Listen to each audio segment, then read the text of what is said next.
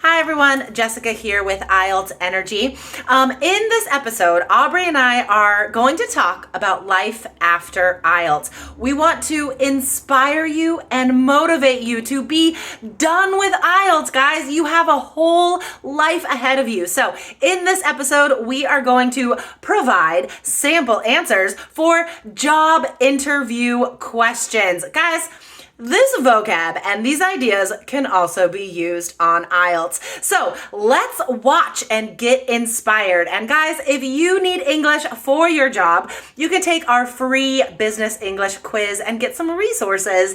Go to allearsenglish.com/work quiz. All right, enjoy the show. Hello, Aubrey. How are you today? It's your last week in Idaho, right? I know. I have just a few more days of cooler weather, and then we're back to the blistering Arizona sunshine. Ooh, that It's is been a a nice great long trip. That's a great adjective. Blistering. The blistering heat, the blistering sun. We love to be extreme in English, don't we? Though for Arizona heat, that's really accurate. If ever you run barefoot on pavement in Arizona, you're going to get blisters on the bottom of Oh your gosh. feet. It's so hot. It burns you. So you have to be careful not to do that. So it's actually really accurate in Arizona, at least, that it can be blistering. Oh, well, I guess that's a good way to remember that new vocabulary word. Really gross visual that'll help you remember. Today, guys, we are starting a new series. I would actually like to think of Nikolai's episode as being the first in this series, but we decided that that is such valuable information and inspiration for you guys to think about what your life will be like after IELTS. Because, guys, IELTS isn't the end of it, right? Like, you're not learning English just for this exam and then you don't need English anymore. You're not taking IELTS just to take the test and never think about English again, right? IELTS is just a step on your life journey. So after IELTS, guys, you could be immigrating with your family to Canada and getting a new job. You could be getting a master's at Cambridge University. There are so many ways you will still need English in your life, guys. So we are going to start talking about that a couple times a month. And today we're going to focus on what you can say in a job interview, because no matter what you're studying, you will have to interview for a job at some point.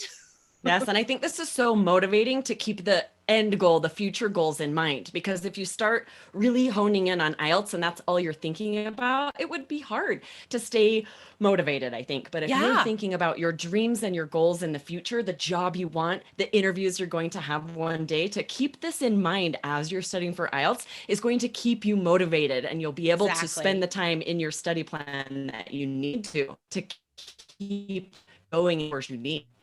Exactly.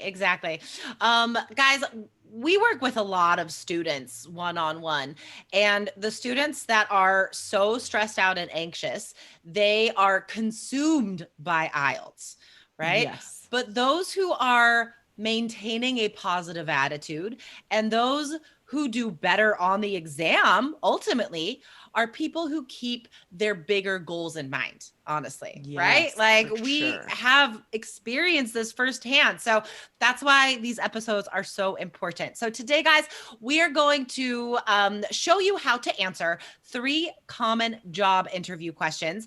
And you know what? Honestly, like, these answers could be used on IELTS too, in For part sure. 1. They could all come up on IELTS speaking. Yeah. Totally. Totally.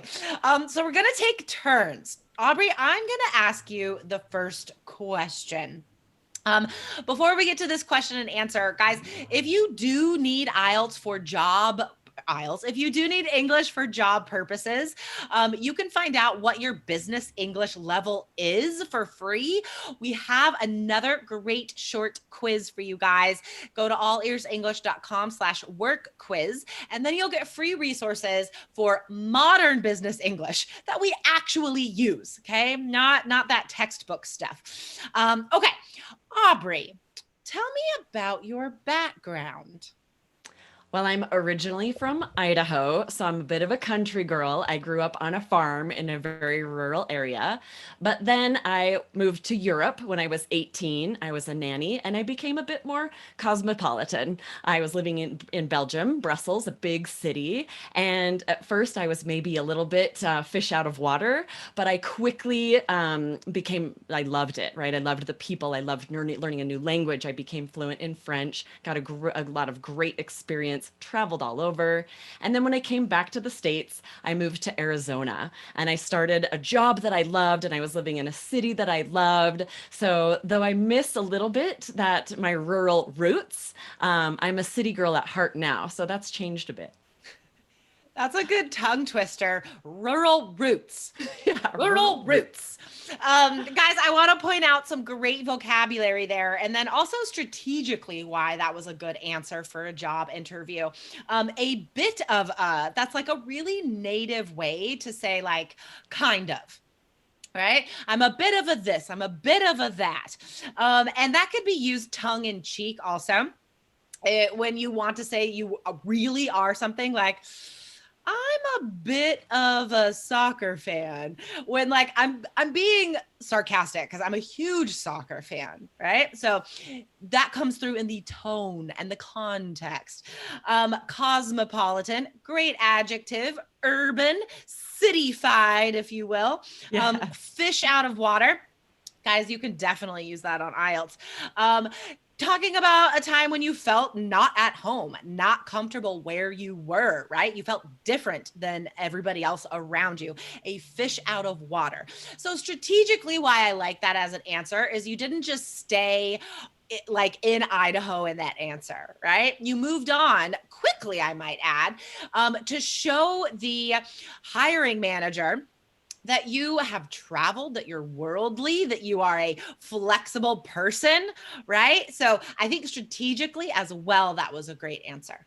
It's interesting. As I was answering, I was thinking about, I feel like I'm answering this so much better, and I would do a lot better in a job interview now because we've done so many episodes with sample answers for IELTS.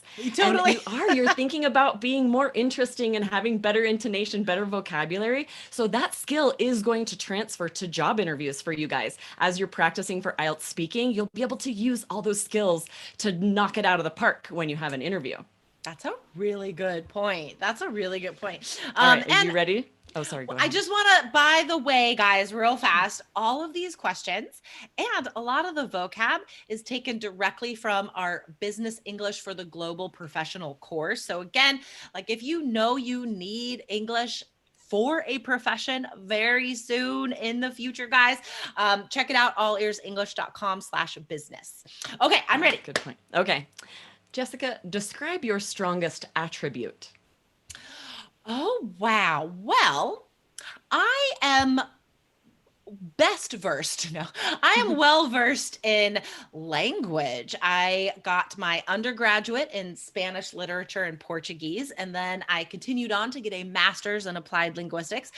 And I have been teaching English for a couple decades at this point. I have done everything there is to do in the field of ESL. So in this current position that I will hopefully be hired for, I will be the strongest communicator you have on staff. I can empathize with any client and their problems and needs and communicate clearly how we may best serve them.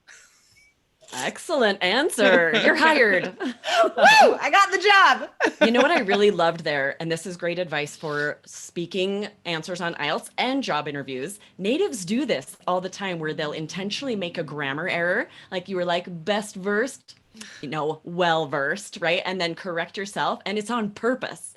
So this is another reason to not be worried so much about grammar errors, because sometimes natives will do them intentionally. So if you were to make a little grammar error like that and be like, no, and correct yourself, they wouldn't know if you're doing it like a native on purpose or if it's really a grammar error. So it's another reason to not worry about that, to just focus on making that connection, doing your best, and not be stressed about making grammar errors on IELTS speaking as well as in a job interview.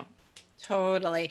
Grammar is always the last thing you guys need to be worried about, even though it's the first thing that many of you are worried about. That's like one of our biggest jobs, right? Connection, not perfection, encouraging you to focus on the communication. Okay, so I'm going to ask you one last question. And guys, this is a weird question, but it does come up in job interviews all the time. It's wild. Okay. If you were an animal, Aubrey, what would you be and why? That is a tricky question, but I think I would have to say that I would be a fox because a fox is very wise. Sometimes people think of a fox as sneaky, but I think of a fox more as clever and just kind of smart about the way they go about things, right? So when it comes to time management and multitasking, right? Things that you have to really be sort of clever about. What are my priorities? What do I need to get done first? Managing your time.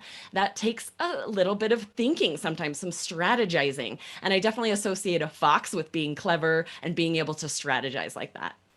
I love it. It's a tricky question. It is. It is so hard. What would I say to that? I'm curious. It's so hard to answer something like that on the spot. Like you really just have to answer with the first animal that comes to mind and then justify it. Like no matter what it is. Like I always think of monkeys first, I think because I was born in the year of the monkey. And so then I could justify that by talking about having a high energy and a strong work ethic. Yes, or working well with others because they're very social. Yeah, you would kind of have to make it up as you go, right? Totally. Which is kind of what I did. Got to be flexible. Great adjectives though. So wise, sneaky, clever. Here's a great phrasal verb, guys, to go about things. Instead of just say do things, say go about things. Great phrasal verb. So guys, I hope you have found some vocabulary today that you can use in your IELTS answers for sure, but also get inspired, guys. Your life is bigger than IELTS, okay? We are here to help you get past this exam. You will get past this exam. And then what? Right? Planning doesn't stop there. Preparation doesn't stop there. So guys, again, if you need professional English, if you want to be flexible, we're not formal. A lot of the time, we are not formal, even at work, guys. We have to be ready for those situations and work cultures. So take our free business English quiz, allearsenglish.com/work quiz. And guys, remember, you can get into the business English for the global professional right now. Amazing course, guys. Interviews with 25 native professionals, successful current lessons, guys. Check it out, allearsenglish.com/business. All right, sweet. Aubrey, thanks for your answers today. You did great. Yes, You're too. hired. That was really fun. You're hired. We're both hired. All right, see you next time. Bye.